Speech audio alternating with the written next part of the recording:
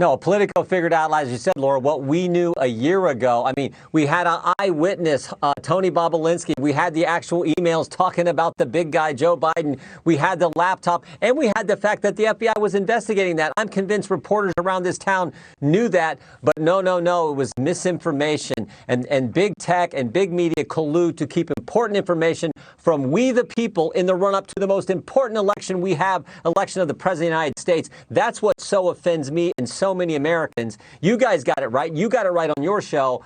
But now the mainstream press, all too late, are coming out with this information. Now, the day the New York Post broke this story, Congressman, Facebook's policy spokesperson, whatever that is, said, the story is eligible to be fact-checked by Facebook's third-party fact-checking partners. We're reducing its distribution on our platform. Yeah. We still don't know the status of that fact check.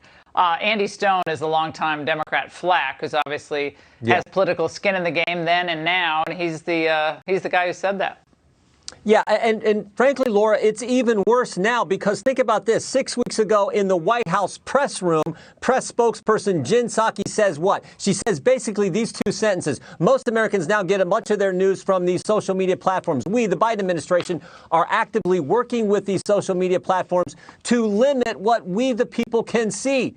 She said that from the press room, talking about limiting the press. In the White House, the place that's supposed to be the center of freedom, where free speech matters, where the Bill of Rights and the First Amendment matter. That is what is so frightening. But here's the good news. It's all starting to unravel. We got this story. We have the fact that John Durham indicted Zussman, not as some false statement, some simple false statement made to Durham and his investigators. No, it's not a false statement indictment. It's the false statement indictment. It's a false statement Zussman made to the FBI chief counsel, Jim Baker, back in 2016. So this is, I think, is good news. He's pointing to this same game that gets played with misinformation, feeding it to the press, feeding it to these federal agencies.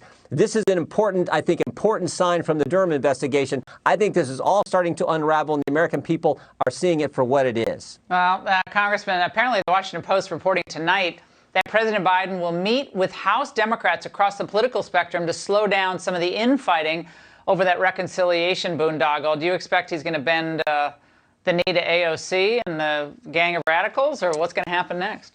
I think what may happen is this may continue to be a big mess. They've done everything wrong. The American people are figuring out when you double spending, when you increase spending at the rate the Democrats are, you get inflation. And that means less purchasing power for the American people and the American families. American people are figuring out, and Democrats are also figuring out, oh, this isn't going to play too well next year's election since this Biden administration, the Democrat-run Congress, has done everything wrong.